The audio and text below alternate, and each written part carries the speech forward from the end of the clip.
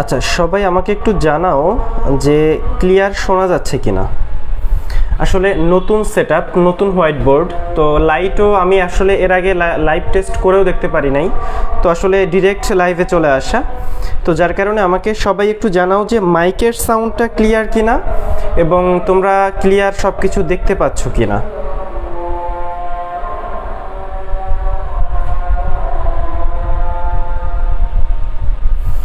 ওয়ালাইকুম আসসালাম, আমি আলহামদুলিল্লাহ ভালো আছি। তোমরা সবাই কেমন আছো আমাকে একটু জানাও। তোমরা সবাই কেমন আছো?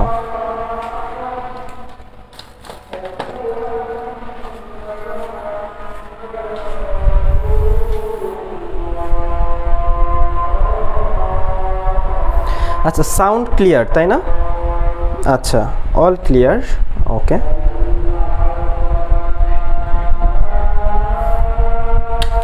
আচ্ছা, সবাই একটা কাজ করো, ফ্রেন্ডদের সবাই মেনশন দিয়ে দাও, সবাই ফ্রেন্ডদের মেনশন দিয়ে দাও, যেহেতু অনেক দিন পর ক্লাস, অনেকেই জানতো না, বা আসলে ক্লাসে ইরেগুলার হয়ে যাওয়ার একটা সমস্যা সেটা হচ্ছে অনেকেই আসলে ভুলে যায় বা মনে থাকে না অনেকের ক্লাসের। তো আশা করি এরপর থেকে আর সমস্যা হবে না, যেহেতু আমি পুরোপুরি শিফট হয়ে গেছি, আর কোনো ব্যস্ততা নাই ইনশাআল্লাহ। এরপর থেকে মিডিলজিতে রেগুলার আমাকে পাবে। তো সবাই একটু দ্রুত ফ্রেন্ডদের মেনশন দিয়ে দাও, সবাই আমাদের ভিডিওটাতে রিয়াক্ট দাও, এবং আমি একটু শেয়ার দিয়ে দিই অন্যান্য গ্রুপগুলোতে। আমাকে একটু সময় দাও, আমি যতক্ষণে শেয়ার দিচ্ছি অন্যান্য গ্রুপগুলোতে তোমরাও শেয়ার দিয়ে দাও। আমরা আজকে আসলে খুব গুরুত্বপূর্ণ বেশ কিছু টপিক পড়ব, এবং আমি চেষ্টা করব খুব সহজ ভাষায় তোমাকে বুঝিয়ে দেওয়ার জন্য। আর বইতেই টপিকগুলো আসলে খুব জটিলভাবে বিভিন্নভাবে দেওয়া রয়েছে, তো আমি যদি তোমাকে সহজ ভাষায় বুঝিয়ে দিতে পারি ইনশাআল্লাহ তোমরা এইচএসসিতে খুব ভালো করবা, এটা সিকিউর জন্য হোক আর এমসিকিউর জন্য হোক। সবাই একটু শেয়ার দিয়ে দাও এবং ফ্রেন্ডদের মেনশন দিয়ে দাও।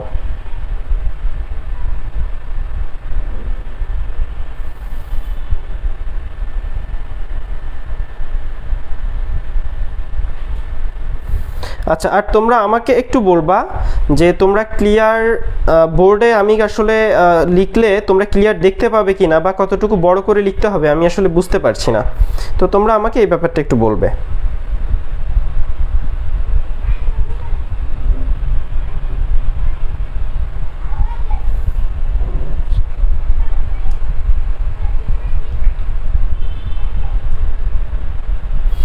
আচ্ছা, আজকে আমরা পড়বো আসলে উদ্ভিদ শারীর তত্ত্ব। আচ্ছা, আমি কোন জায়গায় লিখবো আমাকে সেটাও একটু বুঝতে হবে। আচ্ছা, আমি একটু দেখি যে কোথায় লেখা যায়।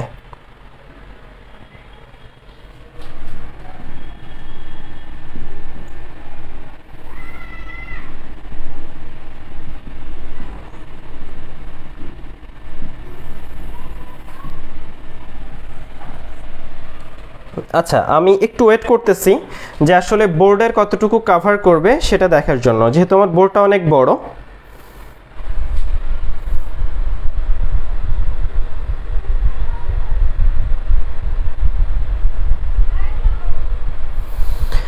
আচ্ছা, ব্লাড দেখাচ্ছে কিনা, যদি ব্লাড দেখায় তাহলে সবাই একটু একসাথে বলবা যে ভাই ব্লাড দেখাচ্ছে, সেক্ষেত্রে আমি হয়তো এটা ঠিক করতে পারবো।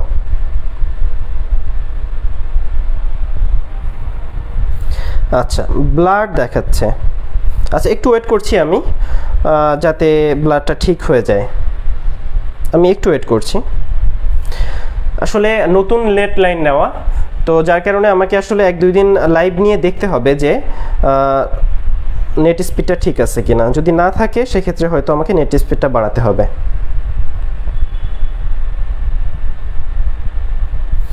আচ্ছা, ক্লিয়ার হলে তোমরা একটু বলবা যে ভাই ক্লিয়ার হয়ে গেছে বা এখন ক্লিয়ার।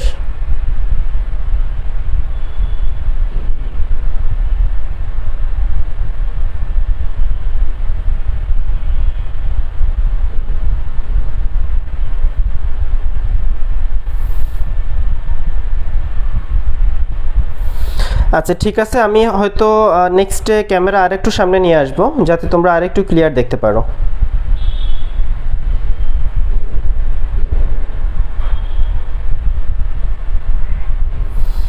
আচ্ছা, এখন ক্লিয়ার দেখা যাচ্ছে, ঠিক আছে। দেখো, আজকে আমরা পড়বো, আমরা গতদিন গ্লাইকোলাইসিস পড়েছিলাম। আমরা জানি গ্লাইকোলাইসিসে গ্লুকোজ ভেঙে পাইরুভিক অ্যাসিড সৃষ্টি হয়। দেখো, আমরা গতদিন পড়েছি গ্লাইকোলাইসিস। গ্লাইকোলাইসিসে গ্লুকোজ ভেঙে থেকে তৈরি হয় পাইরুভিক অ্যাসিড। Pyruvic acid. তাহলে গ্লাইকোলাইসিসে গ্লুকোজ থেকে তৈরি হয় পাইরুভিক অ্যাসিড। তাহলে আমরা এখন পাইরুভিক অ্যাসিডের জারণটা দেখব। এই যে পাইরুভিক অ্যাসিড আমরা পেলাম সেকেন্ড ধাপের, প্রথম ধাপের নাম ছিল গ্লাইকোলাইসিস, সেকেন্ড ধাপের নাম হচ্ছে পাইরুভিক অ্যাসিডের জারণ।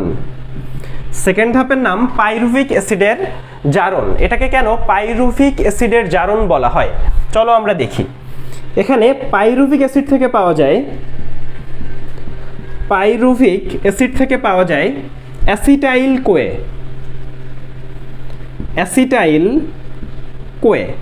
পাইরুভিক অ্যাসিড থেকে পাওয়া যায় অ্যাসিটাইল কোয়ে। পাইরুভিক অ্যাসিড হলো 3 কার্বন বিশিষ্ট, অ্যাসিটাইল কোয়ে হলো 2 কার্বন বিশিষ্ট। তাহলে একটা কার্বন কোথায় গেল? একটা কার্বন আসলে কার্বন ডাই অক্সাইড হিসেবে বেরিয়ে যায়।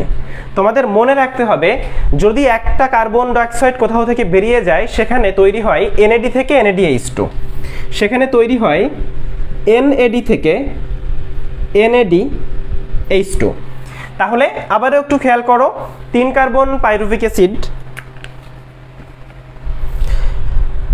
আচ্ছা, আবার ব্লাড দেখাচ্ছে কি না? আমি ক্লিয়ার দেখতে পাচ্ছি এখন। আচ্ছা, আমি এখন ক্লিয়ার দেখতে পাচ্ছি। তাহলে একটু খেয়াল করো, 3 কার্বন বিশিষ্ট পাইরুভিক অ্যাসিড থেকে আমি পাচ্ছি 2 কার্বন বিশিষ্ট অ্যাসিটাইল কোয়ে। আমার একটা কার্বন ডাই অক্সাইড হিসেবে বেরিয়ে গেল।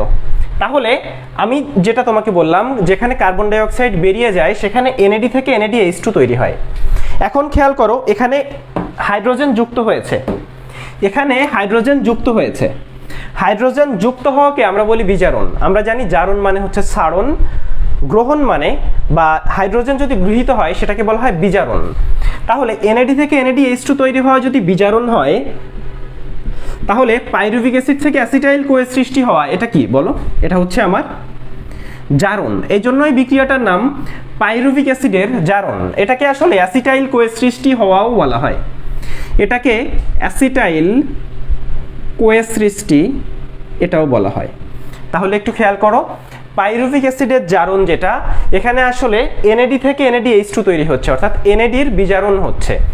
NADর বিজারণ ফলে পাইরুভিক অ্যাসিডের জারণ। আমরা জানি, কেমিস্ট্রিতে শিখেছি যে জারণ বিজারণ বা রিডক্স বিক্রিয়া হলো সেই বিক্রিয়া যেখানে জারণ এবং বিজারণ একই সাথে সংঘটিত হয়। তাহলে আমরা পাইরুভিক অ্যাসিডের জারণে আমরা অ্যাসিটাইল কোয়ে পেয়ে গেলাম, যেটা হচ্ছে 2 কার্বন বিশিষ্ট। আমরা পাইরুভিক অ্যাসিড সৃষ্টিতে অ্যাসিটাইল কোয়ে পেয়ে গেলাম, যেটা 2 কার্বন বিশিষ্ট। তাহলে এবার চলে আসো, আমরা অ্যাসিটাইল কোয়ে পেয়ে গেলাম। এবার আমরা তৃতীয় ধাপ দেখব, ক্রেবস চক্র। আমরা তৃতীয় ধাপ দেখব, যেটার নাম হচ্ছে ক্রেবস চক্র। আচ্ছা, তোমরা একটু বলো যে তোমরা লেখা ক্লিয়ার বুঝতে পারছো কিনা, অর্থাৎ ছোট হয়ে যাচ্ছে কিনা। এক্ষেত্রে হয়তো এই ক্লাসে সম্ভব হবে না, আমি নেক্সট ক্লাসে ক্যামেরাটা আরেকটু এগিয়ে নিয়ে আসবো যাতে তোমরা ক্লাসটা ঠিকঠাক দেখতে পারো। তোমরা একটু বলো যে তোমরা লেখা বুঝতে পারছো কিনা।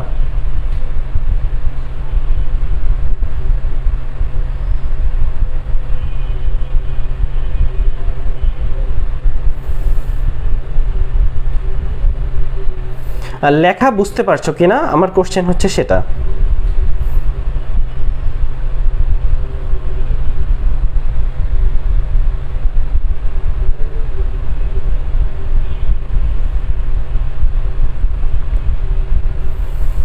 আচ্ছা, ক্লিয়ার, ঠিক আছে। তাহলে আমরা ক্রেবস চক্রটা দেখি, আমি এই পর্যন্ত মুছে দিচ্ছি।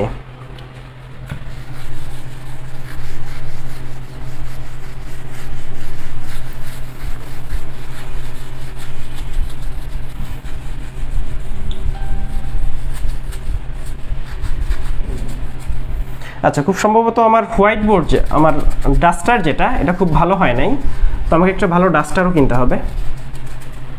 কি অবস্থা?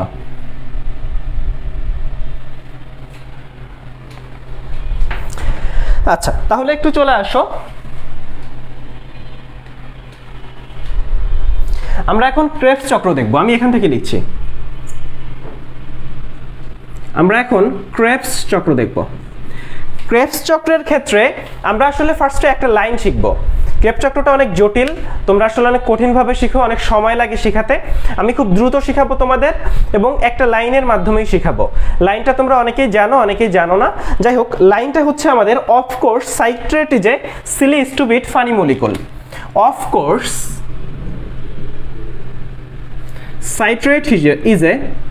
citrate is a silly stupid funny molecule। খেয়াল করো, of course citrate is a, এখানে একটা এ হবে, silly stupid funny molecule। আমি আবারও বলছি, of course citrate is a silly stupid funny molecule। of course citrate is a silly stupid funny molecule। তাহলে খেয়াল করো, এখানে of course দিয়ে হচ্ছে অক্সালো অ্যাসিটিক অ্যাসিড। of course দিয়ে অক্সালো অ্যাসিটিক অ্যাসিড। আমাদের পাইরুভিক অ্যাসিডের জারণে সৃষ্টি হয়েছিল অ্যাসিটাইল কোয়ে। পাইরুভিক অ্যাসিডের জারণে সৃষ্টি হয়েছিল অ্যাসিটাইল কোয়ে। পাইরুভিক অ্যাসিডের জারণে সৃষ্টি হয়েছিল অ্যাসিটাইল কোয়ে। তাহলে অক্সালো অ্যাসিটিক অ্যাসিড এবং অ্যাসিটাইল কোয়ে এরা মিলে তৈরি করে, অক্সালো অ্যাসিটিক অ্যাসিড এবং অ্যাসিটাইল কোয়ে এরা মিলে তৈরি করে সাইট্রিক অ্যাসিড।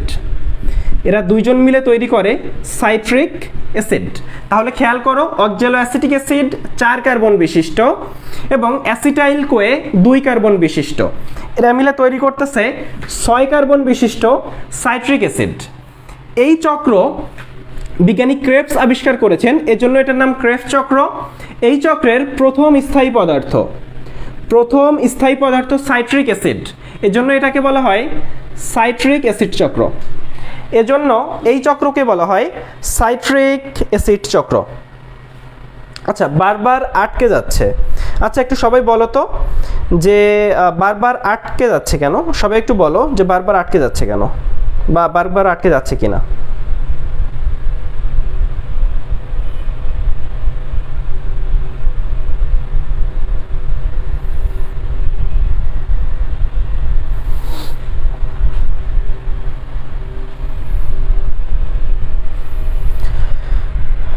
আচ্ছা, আটকাচ্ছে না।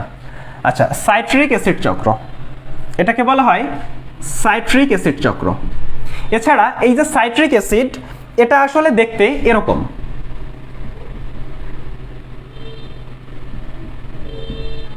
অর্থাৎ 3টা কার্বক্সিল মূলক আছে সাইট্রিক অ্যাসিডে। একটা সাইট্রিক অ্যাসিডে 3টা কার্বক্সিল মূলক আছে। এজন্য এটাকে বলা হয় ট্রাই কার্বক্সিলিক অ্যাসিড চক্র। এটাকে বলা হয় ট্রাই কার্বক্সিলিক অ্যাসিড চক্র। এজন্য এটাকে বলা হয় ট্রাই কার্বক্সিলিক অ্যাসিড চক্র। তাহলে ক্রেবস চক্র অথবা সাইট্রিক অ্যাসিড চক্র বা ট্রাই কার্বক্সিলিক অ্যাসিড চক্র। তাহলে খেয়াল করো, আমরা প্রথম স্থায়ী পদার্থ পেয়ে গেলাম সাইট্রিক অ্যাসিড, যেটা 6 কার্বন বিশিষ্ট। এবার চলে আসো, আমরা যে সাইট্রিক অ্যাসিড পেলাম এখান থেকে পাবো ইজ দিয়ে। দেখো, খেয়াল করো, অফকোর্স দিয়ে হচ্ছে অক্সালো অ্যাসিটিক অ্যাসিড, এর সাথে অ্যাসিটাইল কোয়ে মিলে তৈরি করলো সাইট্রেট দিয়ে সাইট্রিক অ্যাসিড। এরপর আছে ইজ দিয়ে হচ্ছে ইজ দিয়ে আইসো সাইট্রিক অ্যাসিড। ইজ দিয়ে হচ্ছে আইসোসাইট্রিক অ্যাসিড। দেখো, সাইট্রিক অ্যাসিডও 6 কার্বন বিশিষ্ট, আইসোসাইট্রিক অ্যাসিডও 6 কার্বন বিশিষ্ট। এখন এই যে ইজ দিয়ে আইসোসাইট্রিক অ্যাসিড পেয়ে গেলাম, এরপর হচ্ছে এ দিয়ে হচ্ছে আলফা কিটো গ্লুটারিক অ্যাসিড। এ দিয়ে হচ্ছে আলফা কিটো গ্লুটারিক অ্যাসিড। এ দিয়ে কি বললাম? Alpha keto glutaric acid. দেখো, সাইট্রিক অ্যাসিড সাইট্রেট দিয়ে 6 কার্বন বিশিষ্ট, সেখান থেকে পেয়ে গেলাম ইজ দিয়ে আইসোসাইট্রিক অ্যাসিড, যেটা 6 কার্বন বিশিষ্ট। জাস্ট সাইট্রিক অ্যাসিড এবং আইসোসাইট্রিক অ্যাসিড হচ্ছে একজন আরেকজনের আইসোমার বা সমাণু। আইসোসাইট্রিক অ্যাসিড থেকে পেয়ে গেলাম আলফা কিটো গ্লুটারিক অ্যাসিড। এই যে আলফা কিটো গ্লুটারিক অ্যাসিড, এটা কিন্তু 5 কার্বন বিশিষ্ট। একটা কার্বন কমে গেছে। আমরা দেখেছিলাম যদি একটা কার্বন কমে যায়, সেই কার্বনটা আসলে কার্বন ডাই অক্সাইড হিসেবে বেরিয়ে যায়। আমরা জানি যেখানে কার্বন ডাই অক্সাইড বেরিয়ে যায় সেখানে NAD থেকে NADH2 তৈরি হয়। আমি আবারও বলছি, যেখানে কার্বন ডাই অক্সাইড বেরিয়ে যায় সেখানে NAD থেকে NADH2 তৈরি হয়, সেখানে NAD থেকে NADH2 তৈরি হয়। আচ্ছা ঠিক আছে, তাহলে এবার চলে আসো, আলফা কিটোগ্লুটারিক অ্যাসিড হচ্ছে 5 কার্বন বিশিষ্ট, আমার আইসোসাইট্রিক অ্যাসিড ছিল 6 কার্বন বিশিষ্ট, আলফা কিটোগ্লুটারিক অ্যাসিড 5 কার্বন বিশিষ্ট। এরপর আমি পেয়ে যাব সাকসিনাইল কোয়ে। এই যে সাকসিনাইল কোয়ে এটা কিন্তু 4 কার্বন বিশিষ্ট। তাহলে দেখো, আলফা কিটোগ্লুটারিক অ্যাসিড 5 কার্বন বিশিষ্ট, সাকসিনাইল কোয়ে 4 কার্বন বিশিষ্ট, অর্থাৎ এখানেও আমার কার্বন একটা কমে গেছে, এই কার্বনটা কার্বন ডাই অক্সাইড হিসেবে বাইরে বেরিয়ে গিয়েছে, কার্বন ডাই অক্সাইড হিসেবে বেরিয়ে গিয়েছে। আমরা জানি যেখানে একটা কার্বন ডাই অক্সাইড বেরিয়ে যায় সেখানে NAD থেকে NADH2 তৈরি হয়, সেখানে NAD থেকে NADH2 তৈরি হয়। এই যে সাকসিনাইল কোয়ে আমি পেয়ে গেলাম 4 কার্বন বিশিষ্ট, এখান থেকে আমি পেয়ে যাব 4 কার্বন বিশিষ্ট সাকসিনিক অ্যাসিড। আমি 4 কার্বন বিশিষ্ট সাকসিনাইল কোয়ে থেকে 4 কার্বন বিশিষ্ট সাকসিনিক অ্যাসিড পেয়ে যাব। দেখো, এই যে সাকসিনাইল কোয়ে থেকে সাকসিনিক অ্যাসিড পেলাম, এখানে ADP থেকে, এই ধাপে ADP থেকে এক অণু ATP তৈরি হয়, তাহলে আমি এক অণু ATP পেয়ে গেলাম। এই যে সাকসিনিক অ্যাসিডটা পেলাম আমি, সাকসিনিক অ্যাসিড থেকে আমি পাবো ফিউমারিক অ্যাসিড, সাকসিনিক অ্যাসিড থেকে আমি পাবো ফিউমারিক অ্যাসিড, সাকসিনিক অ্যাসিড থেকে আমি পাবো ফিউমারিক অ্যাসিড। এই যে ফিউমারিক অ্যাসিড এটা কিন্তু 4 কার্বন বিশিষ্ট, অর্থাৎ আমরা এখন থেকে যা কিছু পাচ্ছি সবই 4 কার্বন বিশিষ্ট। আমরা 6 কার্বন বিশিষ্ট আইসোসাইট্রিক অ্যাসিড থেকে 5 কার্বন বিশিষ্ট আলফা কিটোগ্লুটারিক অ্যাসিড তৈরি করেছি, যেখানে একটা কার্বন ডাই অক্সাইড বেরিয়ে গিয়েছে। এর পরবর্তীতে আমরা আলফা কিটোগ্লুটারিক অ্যাসিড থেকে সাকসিনাইল কোয়ে তৈরি করেছি, যেখানেও একটা কার্বন ডাই অক্সাইড বেরিয়ে গিয়েছে। তাহলে এখন খেয়াল করো, এই যে ফিউমারিক অ্যাসিড আমি 4 কার্বন বিশিষ্ট তৈরি করলাম, এই যে ফিউমারিক অ্যাসিড এখান থেকে আমার তৈরি হয় ম্যালিক অ্যাসিড, এখান থেকে তৈরি হয় আমার ম্যালিক অ্যাসিড। এখন সাকসিনিক অ্যাসিড থেকে যখন আমি ফিউমারিক অ্যাসিড তৈরি করতেছি তখন আসলে FAD থেকে FADH2 তৈরি হয়। এটা কিভাবে মনে রাখা যায়?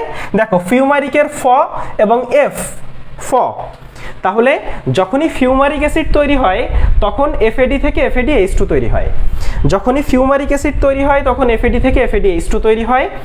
এরপর চলে আসো, আমরা পেয়ে গেলাম ফিউমারিক অ্যাসিড থেকে ম্যালিক অ্যাসিড।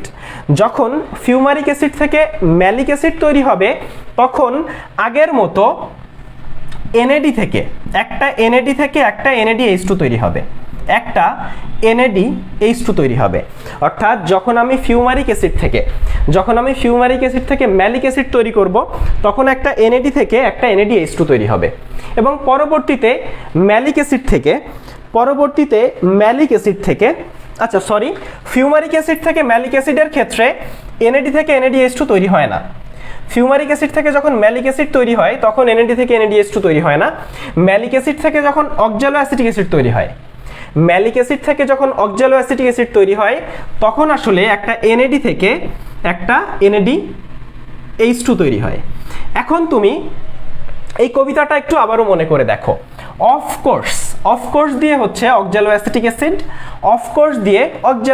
অ্যাসিড, এর সাথে অ্যাসিটাইল কোয়ে যুক্ত হয়ে তৈরি করতেছে সাইট্রিক অ্যাসিড। সাইট্রেট দিয়ে আমি মনে রাখবো, of course citrate is a Seely stupid funny molecule. তাহলে একটু খেয়াল করো, অফকোর্স দিয়ে হচ্ছে অক্সালো অ্যাসিটিক অ্যাসিড, এর সাথে যুক্ত হচ্ছে অ্যাসিটাইল কোয়ে, তৈরি হচ্ছে সাইট্রিক অ্যাসিড। এই যে সাইট্রিক অ্যাসিড এটা হচ্ছে সাইট্রিক অ্যাসিড তুমি সাইট্রেট দিয়ে মনে রাখতে পারবা। সাইট্রিক অ্যাসিডের আইসোমার হচ্ছে আইসোসাইট্রিক অ্যাসিড, এটা তুমি মনে রাখতে পারবা ইজ দিয়ে। আইসোসাইট্রিক অ্যাসিড থেকে তৈরি হয় আলফা কিটোগ্লুটারিক অ্যাসিড। এ দিয়ে আলফা কিটোগ্লুটারিক অ্যাসিড থেকে তৈরি হয় সাকসিনাইল কোয়ে, যেটাকে তুমি সিলি দিয়ে মনে রাখতে পারবা। সাকসিনাইল কোয়ে থেকে সাকসিনিক অ্যাসিড, যেটা স্টুপিড দিয়ে মনে রাখতে পারবা। সাকসিনিক অ্যাসিড থেকে ফিউমারিক অ্যাসিড ফানি, এবং ফিউমারিক অ্যাসিড থেকে ম্যালিক অ্যাসিড মলিকুল, এবং ম্যালিক অ্যাসিড থেকে আবারও তৈরি হয় অক্সালো অ্যাসিটিক অ্যাসিড। ম্যালিক অ্যাসিড থেকে আবারও তৈরি হয় অক্সালো অ্যাসিটিক অ্যাসিড। তাহলে আবারও একটু দেখো, আমি আবারও একটু বলি। অফকোর্স দিয়ে হচ্ছে অক্সালো acetic acid. Of course citrate, অক্সালো acetic acid থেকে তৈরি হয় সাইট্রিক অ্যাসিড, এটা আমরা মনে রাখতেছি সাইট্রেট দিয়ে। অফকোর্স সাইট্রেট ইজ দিয়ে আইসোসাইট্রিক অ্যাসিড। সাইট্রিক অ্যাসিডও 6 কার্বন বিশিষ্ট, আইসোসাইট্রিক অ্যাসিডও 6 কার্বন বিশিষ্ট। তাহলে আমি 6 কার্বন বিশিষ্ট আইসোসাইট্রিক অ্যাসিড পেয়ে গেলাম। এই যে আইসোসাইট্রিক অ্যাসিড, এখান থেকে আমি পেয়ে যাব আলফা কিটোগ্লুটারিক অ্যাসিড। এটা অফকোর্স সাইট্রেট এ দিয়ে আলফা কিটোগ্লুটারিক অ্যাসিড, এস দিয়ে হচ্ছে সাকসিনাইল কোয়ে, স্টুপিড দিয়ে সাকসিনিক অ্যাসিড, এফ দিয়ে ফিউমারিক অ্যাসিড, এম দিয়ে বা মলিকুল দিয়ে হচ্ছে ম্যালিক অ্যাসিড, তারপরও আবারও অক্সালো অ্যাসিটিক অ্যাসিড। এখন তোমাকে একটু যেগুলো মনে রাখতে হবে সেগুলো হচ্ছে কোথায় কি তৈরি হয়। আমরা দেখেছিলাম এই যে ইস দিয়ে হচ্ছে আইসোসাইট্রিক অ্যাসিড, এখান থেকে তৈরি হয় আলফা কিটোগ্লুটারিক অ্যাসিড। এটা 6 কার্বন বিশিষ্ট, এটা 5 কার্বন বিশিষ্ট, এখানে কার্বন একটা কমে যায়, ফলে এই ধাপে একটা NADH2 তৈরি হয়। আবার আলফা কিটোগ্লুটারিক অ্যাসিড থেকে যখন সাকসিনাইল কোয়ে তৈরি হয়, সেখানেও আসলে সাকসিনাইল কোয়ে তৈরি হয়, সেখানেও একটা কার্বন কমে যায়। একটা কার্বন কমে গেলে সেখানেও একটা NADH2 তৈরি হয়। আবার আমরা একেবারে লাস্টে দেখেছি ম্যালিক অ্যাসিড থেকে যখন আবারও অক্সালো অ্যাসিটিক অ্যাসিড তৈরি হয়, সেখানেও একটা NADH2 তৈরি হয়। অর্থাৎ সোজা বাংলায় আমার তৈরি হলো 3টা NADH2। আমার এখানে টোটাল 3টা NADH2 তৈরি হলো। 3টা NADH2 তৈরি করলাম, এবং খেয়াল করো এখানে আমার একটা ATP তৈরি হয়েছিল। NADH2 3টা দেখো, এই একটা NADH2, এই একটা NADH2, এবং এখানে একটা NADH2। এই 3টা NADH2 পাইলাম, 3টা NADH2। আমি পেলাম একটা ATP, আমি একটা ATP পেলাম, এবং সাথে সাথে আমি আর কি পেলাম একটু দেখো তো, একটা FADH2 পেলাম, একটা FADH2। কিন্তু অ্যাকচুয়ালি আমার এখানে ক্রেবস চক্র কিন্তু ফার্স্টে যে অক্সালো অ্যাসিটিক অ্যাসিড আমি পাইছিলাম, এরকম কিন্তু 2টা কোষে বিক্রিয়া ঘটে, অর্থাৎ 2টা বিক্রিয়া ঘটে, বিক্রিয়া কিন্তু একটা না। কারণ আমরা জানি পাইরুভিক অ্যাসিড কিন্তু 2 অণু তৈরি হয় গ্লুকোজ থেকে। এই যে 2 অণু পাইরুভিক অ্যাসিড, এখান থেকে 2 অণু অ্যাসিটাইল কোয়ে তৈরি হয়। ওই 2 অণু অ্যাসিটাইল কোয়ে 2 অণু অক্সালো অ্যাসিটিক অ্যাসিডের সাথে যুক্ত হয়। অর্থাৎ আমার এখানে কিন্তু 2 অণু করে বিক্রিয়া হচ্ছে। ফলে অ্যাকচুয়ালি টোটাল NADH2 6টা, ATP 2টা, FADH2 2টা, 6টা 2টা 2টা। এইটা একটু মনে রাখতে হবে, 6টা 2টা 2টা। আচ্ছা, তাহলে আমরা ক্রেবস চক্রে টোটাল পেলাম 6টা NADH2, 2টা ATP, 2টা FADH2। এখন এই পর্যন্ত আমি যা বুঝালাম সেটা বোঝা গেছে কিনা আমাকে একটু জানাও। অর্থাৎ ক্রেবস চক্রে এই একটা লাইন দিয়ে তুমি সবকিছু পারবা কিনা আমাকে সেটা একটু বলো।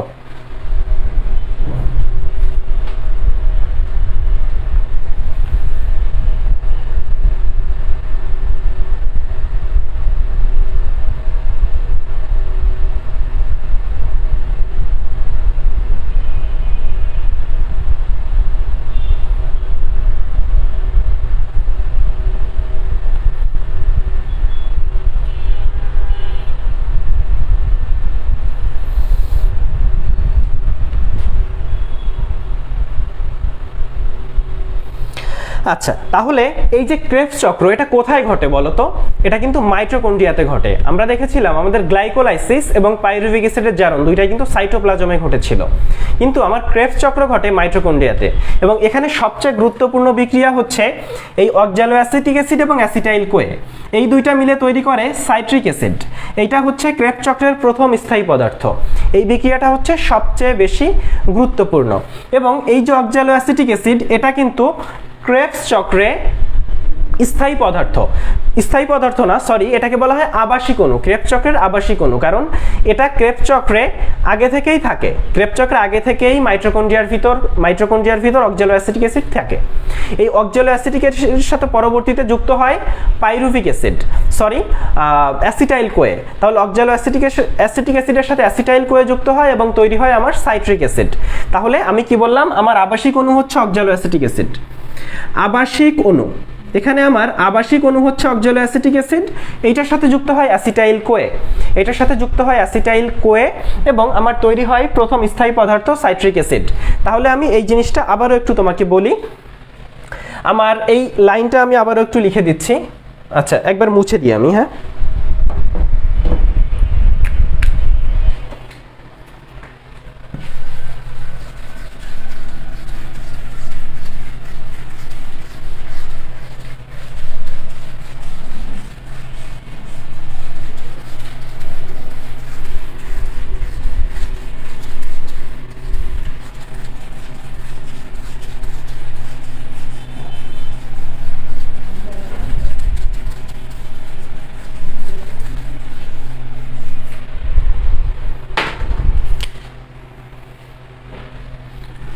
Of course, citrate is a silly, stupid, funny molecule. Of course, oxaloacetic acid. Of course, the oxaloacetic acid এর সাথে যুক্ত হয় অ্যাসিটাইল কোয়ে। অ্যাসিটাইল কোয়ে তৈরি হচ্ছে আমার সাইট্রেট দিয়ে citric acid. Citric acid, citric acid থেকে তৈরি হচ্ছে ইজ দিয়ে আইসোসাইট্রিক অ্যাসিড। আইসোসাইট্রিক অ্যাসিড, এখান থেকে তৈরি হচ্ছে আইসোসাইট্রিক অ্যাসিড। এ দিয়ে হচ্ছে আলফা কিটোগ্লুটারিক অ্যাসিড। এ দিয়ে alpha keto glutaric acid. Silly দিয়ে succinyl CoA, succinyl CoA. Stupid দিয়ে succinic acid, succinic acid. Stupid দিয়ে হচ্ছে succinic acid. Funny molecule, funny দিয়ে হচ্ছে ফিউমারিক অ্যাসিড, ফিউমারিক অ্যাসিড। এবং মলিকুল দিয়ে ম্যালিক অ্যাসিড, মলিকুল দিয়ে হচ্ছে ম্যালিক অ্যাসিড। এটাই হচ্ছে টোটাল ক্রেবস চক্র। অক্সালো অ্যাসিটিক অ্যাসিড 4 কার্বন বিশিষ্ট এবং এটা হচ্ছে ক্রেবস চক্রের আবাসিক অণু। অক্সালো অ্যাসিটিক অ্যাসিড 4 কার্বন বিশিষ্ট এবং এটা হলো ক্রেবস চক্রের আবাসিক অণু। এরপর চলে আসো অ্যাসিটাইল কোয়ে, এটা 2 কার্বন বিশিষ্ট, তৈরি হচ্ছে 6 কার্বন বিশিষ্ট সাইট্রিক অ্যাসিড। এখান থেকে তার সমাণু আইসোসাইট্রিক অ্যাসিড তৈরি হচ্ছে। আইসোসাইট্রিক অ্যাসিড 6 কার্বন বিশিষ্ট। আলফা কিটোগ্লুটারিক অ্যাসিড এটা হচ্ছে 5 কার্বন বিশিষ্ট। যেহেতু এখানে 6 কার্বন থেকে 5 কার্বন হয়েছে, একটা কার্বন ডাইঅক্সাইড বেরোয় গেছে এবং একটা NADH2 তৈরি হয়েছে। এখানে একটা NADH2 তৈরি হয়েছে। আলফা কিটোগ্লুটারিক অ্যাসিড 5 কার্বন বিশিষ্ট, সাকসিনাইল কোয়ে 4 কার্বন বিশিষ্ট। তাহলে এই 5 কার্বন থেকে 4 কার্বনে যেতেও একটা কার্বন ডাইঅক্সাইড বেরোয় গেছে এবং এখানেও একটা NADH2 তৈরি হয়েছে, এখানেও একটা NADH2 তৈরি হয়েছে। এরপর চলে আসো সাকসেনিক অ্যাসিড। এই যে সাকসেনিক অ্যাসিড, যখন সাকসিনাইল কোয়ে থেকে সাকসেনিক অ্যাসিড তৈরি হচ্ছে তখন একটা এটিপি তৈরি হয়, একটা এডিপি থেকে একটা এটিপি তৈরি হয়। সাকসেনিক অ্যাসিড থেকে তৈরি হয় ফিউমারিক অ্যাসিড। আমরা জানি ফিউমারিক অ্যাসিড ফ বা এফ দিয়ে শুরু, ফলে আমার এখানে তৈরি হয় এফএডি থেকে একটা FADH2, FADH2 তৈরি হয়। ফিউমারিক অ্যাসিড থেকে ম্যালিক অ্যাসিড তৈরি হয় এবং ম্যালিক অ্যাসিড থেকে সর্বশেষে অক্সালো অ্যাসিটিক অ্যাসিড তৈরি হয়। যখন ম্যালিক অ্যাসিড থেকে অক্সালো অ্যাসিটিক অ্যাসিড তৈরি হয় তখনও একটা NADH2 তৈরি হয়। তাহলে দেখো আমার 2 অণু অ্যাসিটাইল কোয়ে, 1 অণু অ্যাসিটাইল কোয়ে থেকে আমি পাচ্ছি একটা NADH2, 2টা, 3টা NADH2 পাচ্ছি, একটা FADH2 পাচ্ছি, একটা ATP পাচ্ছি। তাহলে 2টা অ্যাসিটাইল কোয়ে থেকে পাচ্ছি 6টা NADH2, 2টা FADH2 এবং 2টা ATP। এখন খেয়াল করো, আমরা জানি যে একটা NADH2 কে ভাঙলে আমি 3টা ATP পাবো। তাহলে 6টা NADH2 কে ভাঙলে তুমি পাবা 18 ATP। 2টা FADH2 কে ভাঙলে পাবা হচ্ছে 4 ATP, কারণ আমরা জানি একটা FADH2 কে ভাঙলে 2 ATP শক্তি পাওয়া যায়, একটা NADH2 কে ভাঙলে 3 ATP শক্তি পাওয়া যায়। তাহলে 2টা FADH2 কে ভাঙলে 4 ATP শক্তি পাবা আর 2টা ATP, অর্থাৎ টোটাল ক্রেবস চক্র থেকে তুমি পাবা 18 + 4 = 22 আর 2 = 24 ATP। কিন্তু অ্যাকচুয়ালি তুমি তো এগুলো পাচ্ছ না, কারণ NADU, FADU, NADH2, FADH2 এগুলো হচ্ছে ব্যাংকের চেক। এই চেক ভাঙানোর জন্য তোমাকে অবশ্যই ব্যাংকে যেতে হবে।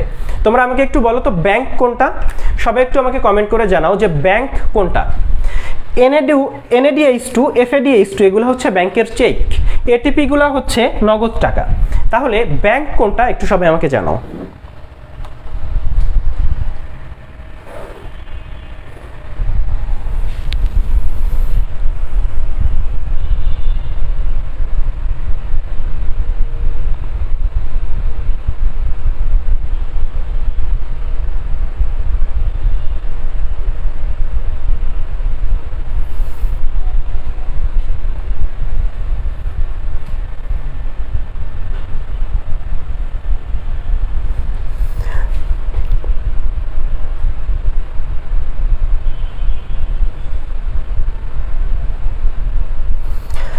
আচ্ছা ঠিক আছে, তাহলে আমার ব্যাংক হচ্ছে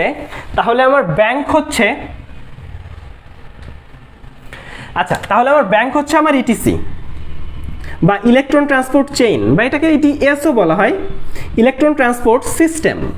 ইটিসি বা ইটিএস ইলেকট্রন ট্রান্সপোর্ট চেইন বা ইলেকট্রন ট্রান্সপোর্ট সিস্টেম। এখন এই ব্যাংকে কি কি ঘটনা ঘটে বা কিভাবে আসলে চেকটা ভাঙানো হয়, চলো আমরা সেটা দেখি।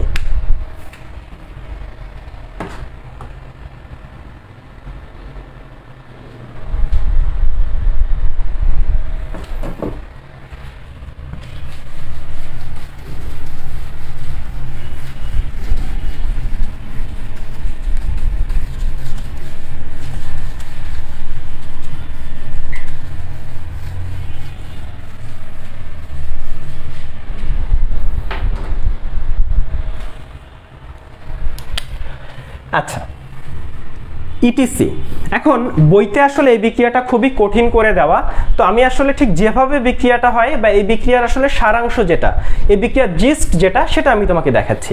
তুমি যদি এটা বুঝতে পারো তুমি ইটিএসটি বুঝতে পারবা। বইয়ের ওই বিক্রিয়াটা তুমি মুখস্থ করতে পারো চাইলে, কিন্তু ওই বিক্রিয়াটা আসলে তোমাকে যদি আগে কেউ বুঝায় না দেয়, ওই বিক্রিয়াটা বোঝা খুবই কঠিন। সুতরাং আমি তোমাকে বিক্রিয়াটা বুঝাই দিচ্ছি, জাস্ট এইটাই হচ্ছে অ্যাকচুয়ালি বিক্রিয়া। যেমন এই বিক্রিয়াটাতে NADH2 থেকে, আচ্ছা আমি ফার্স্টে একটু দেখি যে ইলেকট্রন ট্রান্সপোর্ট চেইনে কি কি আছে। NADH2 আছে, সেখান থেকে আছে FADH2,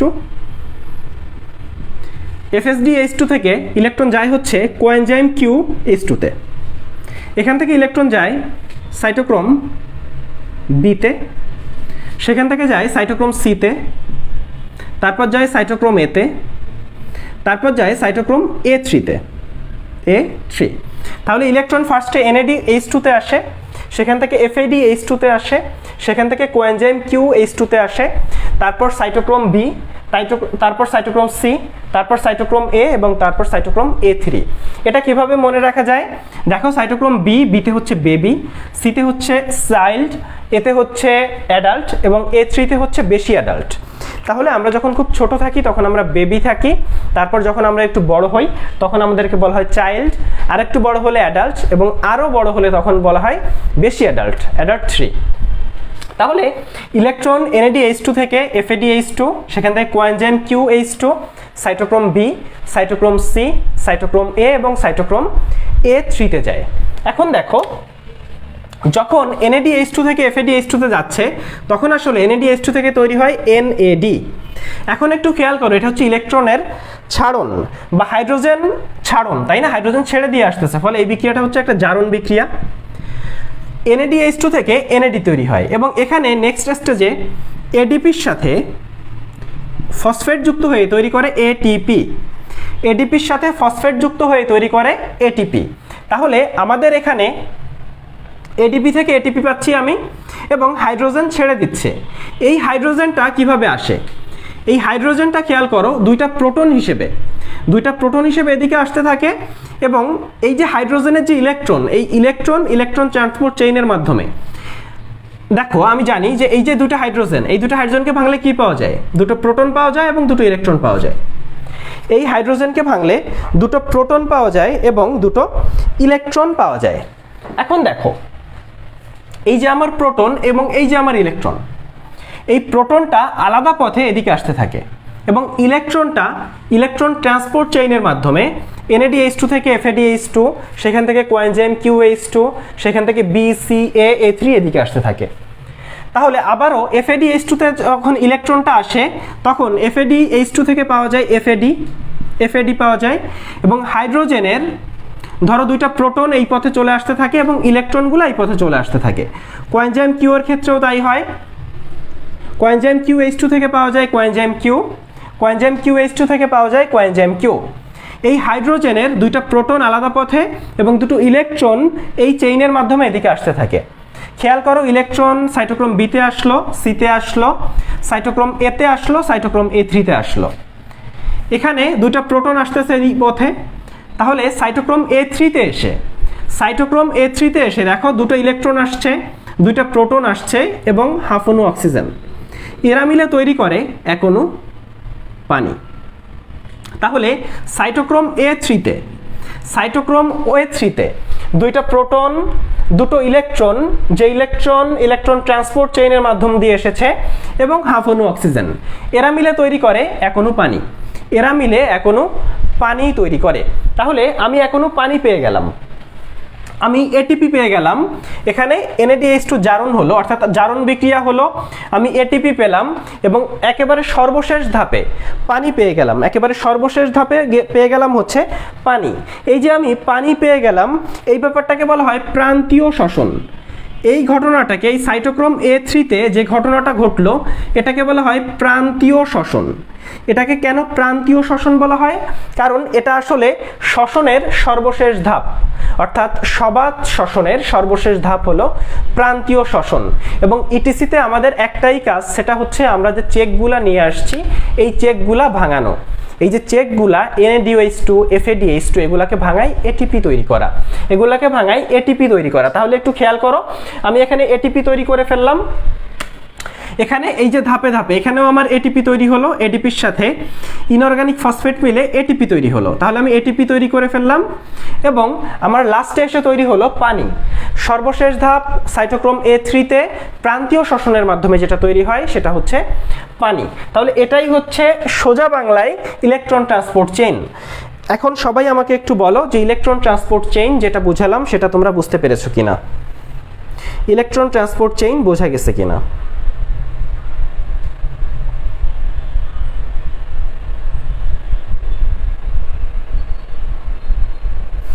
আচ্ছা, কর্নারে সামান্য একটু সম্ভবত কেটে গিয়েছে, এটা নিয়ে সমস্যা নাই, অতটুকু কেটে গেলে কোনো সমস্যা হবে না আশা করছি। ওখানে আমি যেটা লিখেছি সেটা আসলে পানি, ওখানে পানি লিখেছি এবং প্রান্তীয় শ্বসন লিখেছি।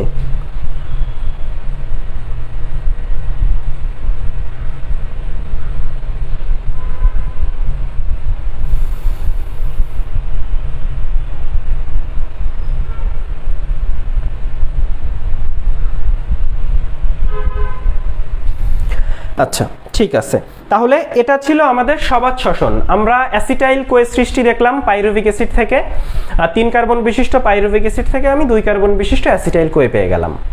এই 2 কার্বন বিশিষ্ট অ্যাসিটাইল কোয়ে থেকে ক্রেবস চক্রে অক্সালো অ্যাসিটিক অ্যাসিড যুক্ত হয়। অক্সালো অ্যাসিটিক অ্যাসিড হচ্ছে আমার আবাসিক অণু। এই আবাসিক অণু অক্সালো অ্যাসিটিক অ্যাসিড, আমাকে একটু সবাই বলবা যে এই অক্সালো অ্যাসিটিক অ্যাসিড এর আগেও আমরা সালোক সংশ্লেষণে দেখেছি। আমরা সালোক সংশ্লেষণে কোথায় অক্সালো অ্যাসিটিক অ্যাসিড দেখেছি আমাকে একটু বলো তো, একটু সবাই বলো যে সালোক সংশ্লেষণে কোথায় আমরা অক্সালো অ্যাসিটিক অ্যাসিড দেখেছি?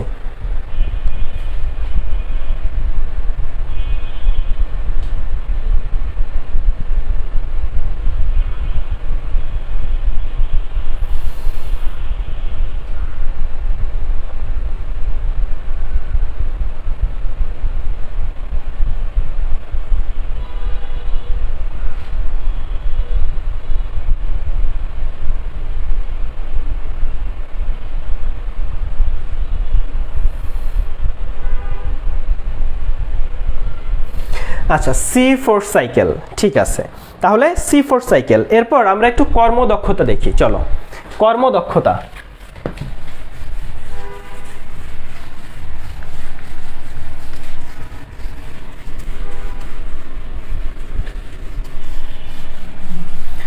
তাহলে কথা হলো কর্মদক্ষতা কি? কর্মদক্ষতা হলো তুমি কি পেলে আর তুমি কি দিলে তার একটা হিসাব। ধরো তোমাদের অনেক সময় দেখা যায় যে ছেলেদের যখন ব্রেকআপ হয় তখন ছেলেরা আসলে হিসাব করতে বসে যে তারা আসলে তার গার্লফ্রেন্ডের জন্য কি কি করছে, কত কষ্ট করছে, কত রেস্টুরেন্টে খাওয়াইছে, কত টাকা খরচ করছে, কত টাকা উড়াইছে এবং তার বিনিময়ে সে আসলে কি পাইছে। এই যে ব্যাপারটা যে আমি কি দিলাম এবং তার বিনিময়ে কি পেলাম, একটা সম্পর্ক শেষ হয়ে যাওয়ার পর এই যে হিসাব করতে বসা, এই ব্যাপারটাই হলো কর্মদক্ষতা। বিষয়টা কীরকম দেখো, বিষয়টা এরকম যে কর্মদক্ষতা হলো কি দিলে ভার্সেস কি পেলে, তাই না? বিষয়টা এরকম, 1 মোল গ্লুকোজ তুমি যদি এটাকে পোড়াও তাহলে তুমি 686 কিলোক্যালোরি শক্তি পাবা, 686 কিলোক্যালোরি শক্তি। তাহলে তুমি 1 মোল গ্লুকোজ পোড়াইলা, তুমি 686 কিলোক্যালোরি শক্তি পেলা, মানে শক্তি দিলা। কিন্তু এই 1 মোল গ্লুকোজ থেকে তুমি আসলে লাস্টে এসে কি পাও বলো তো? আমরা সর্বশেষে এসে আসলে 36 অণু এটিপি পাই, 36 অণু এটিপি। এবং প্রত্যেক অণু এক অণু এটিপি থেকে পাওয়া যায় 10 কিলোক্যালোরি শক্তি, প্রতি অণু এটিপি থেকে পাওয়া যায় 10 কিলোক্যালোরি শক্তি। তাহলে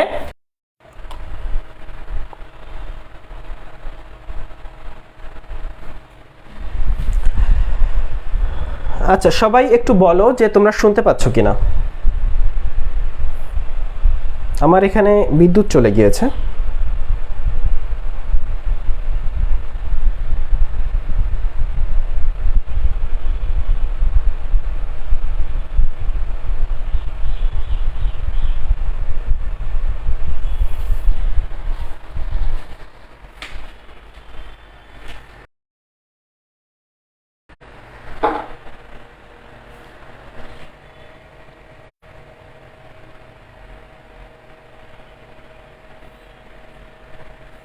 আচ্ছা, সবাই আমাকে একটু বলো যে এই বোর্ডে যা লেখা দেখা যাচ্ছে এটা কি আমি লেখা কন্টিনিউ করব? কারণ আমার এখানে টোটালি লাইট নাই, টোটালি লাইট অফ।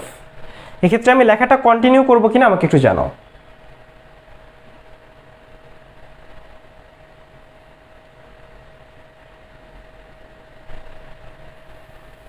আচ্ছা, শোনা যাচ্ছে, ঠিক আছে। আচ্ছা, অ্যাকচুয়ালি আরও একটা সমস্যা, সেটা হচ্ছে আসলে আমার এই ফোনেও নেট নাই, এখন নেট কেনার সময়ও নাই, তো যার কারণে আমি আসলে কথাবার্তা শেষ করে দিই। হ্যাঁ, যেহেতু আমরা আসলে সামান্য একটু বাকি আছে, এর জন্য আসলে ক্লাসটা প্রলং করা সম্ভব না, আমি আর লিখছি না। যেটা বাকি আছে সেটা বলে দিচ্ছি।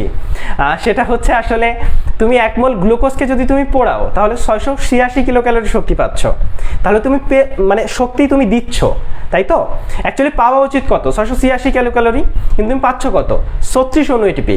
36 অণু এটিপিতে 360 কিলোক্যালোরি শক্তি, অর্থাৎ নিচে 686 কিলোক্যালোরি, উপরে 360 কিলোক্যালোরি।